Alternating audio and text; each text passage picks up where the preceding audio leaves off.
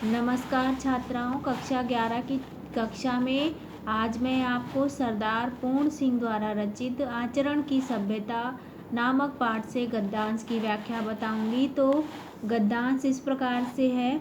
बर्फ का दुपट्टा बांधे हुए हिमालय इस समय तो अति सुंदर, अति ऊंचा और अति गौरवान्वित मालूम होता है, परंतु प्रकृति ने अगणित शताब्दियों के परिश्रम से रेत का एक एक कण, एक एक परमाणु समुद्र के जल में डुबो कर और उनको अपने विचित्र हथौड़े से सुडौल करके इस हिमालय के दर्शन कराए हैं। आचरण भी हिमालय की तरह एक ऊंचे कलश वाला मंदिर है। यह वह आम का पेड़ नहीं है जिसको मदारी एक क्षण में तुम्हारी आंखों में मिट्टी डालकर अपनी हथेली पर जमा दे। इसके बनने में अनंत काल लगा है।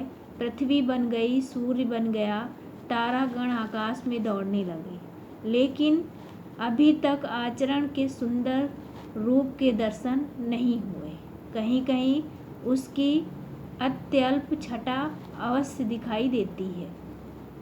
बच्चों, इस गद्यांश में सरदार पूर्ण सिंह जी ने कहा है कि जिस प्रकार हिमालय अपने सिर पर बर्फ रूपी साफा बांधकर अपने महिमामय स्वरूप की घोषणा करता है और जिस प्रकार अपनी ऊंची चोटी पर पवित्र कलश धारण करने वाला वह मंदिर अपनी दिव्यता को दर्शाता है, उसी प्रकार आचरण भी महिमामय और दिव्य होता है।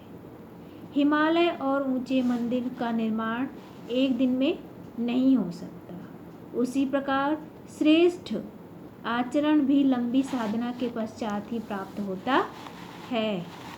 श्रेष्ठ आचरण का निर्माण किसी मदारी या जादूगर द्वारा दर्शकों को धोखा देकर क्षण भर में उगाए हुए आम के वृक्ष की भांति नहीं होता। इसके निर्माण में शताब्दियों का समय लगता है। इसका निर्माण धीरे धीरे स्वाभाविक ढंग से होता है। निरंतर प्रयास करते हुए प्रकृति ने धरती का निर्माण किया।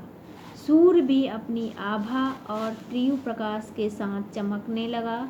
नक्षत्रों के समूहों ने आकाश मंडल में अपनी गति दौड़ाना आरंभ कर दिया, लेकिन प्रकृति की उत्पत्ति इतने विस्तृत कालखंड के बीत जाने के बाद भी आज ऐसे पूर्ण सदाचरण के दर्शन दुर्लभ हैं जो प्रत्येक देश, काल और परिस्थिति में समाज के लिए कल्याणकारी हो।